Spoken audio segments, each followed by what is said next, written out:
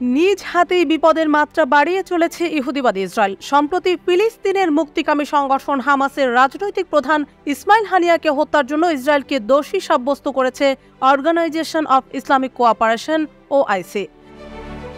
গাজা যুদ্ধের জেরে ইসরায়েল অধিক সংকটময় করে তুলেছে মধ্যপ্রাচ্যের পরিস্থিতি। এর মধ্যে হামাসের রাজনৈতিক শাখার প্রধান ইসমাইল হানিয়াকে ইরানের মাটিতে হত্যা করে ইসরায়েল রীতিমতো নিজের পায়ে নিজে কুড়াল মারার মতো ঘটনা ঘটিয়ে বসেছে।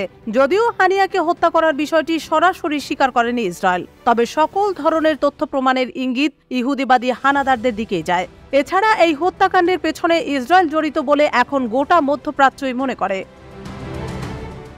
কাতার ভিত্তিক সংবাদ মাধ্যম আল জাজিরার এক প্রতিবেদনে বলা হয়েছে, সৌদি আরবে বুধবার 57 সদস্যের OIC সংস্থাটির বিশেষ বৈঠক অনুষ্ঠিত হয়।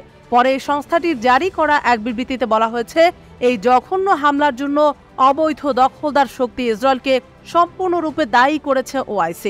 এছাড়া এই হামলাকে ইরানের সার্বভৌমত্বের গুরুতর লঙ্ঘন হিসেবে বর্ণনা করেছে সংস্থাটি।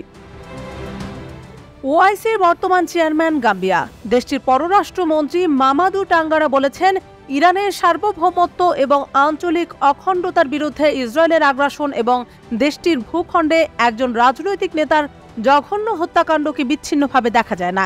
এই জঘন্য কাজটি শুধুমাত্র বিদ্যমান উত্তেজনা আরও বাড়াতে কাজ করবে, যা সম্ভাব্যভাবে সমগ্র অঞ্চলকে বিস্তৃত সংঘাতের দিকে টেনে নিয়ে যাবে। সৌদি উপকূলীয় শহর জেদ্দায় অনুষ্ঠিত OICর এই বৈঠকের আহ্বান জানিয়েছিল ইরান ও ফিলিস্তিন। 57 দেশের এই গোষ্ঠীটি নিজেকে মুসলিম বিশ্বের সম্মিলিত কণ্ঠস্বর হিসেবে বর্ণনা করে থাকে। এদিকে বৈঠকের আয়োজক সৌদি আরব বলেছে, ইসমাইল হানিয়ার হত্যাকাণ্ড ইরানের সার্বভৌমত্বের স্পষ্ট লঙ্ঘন।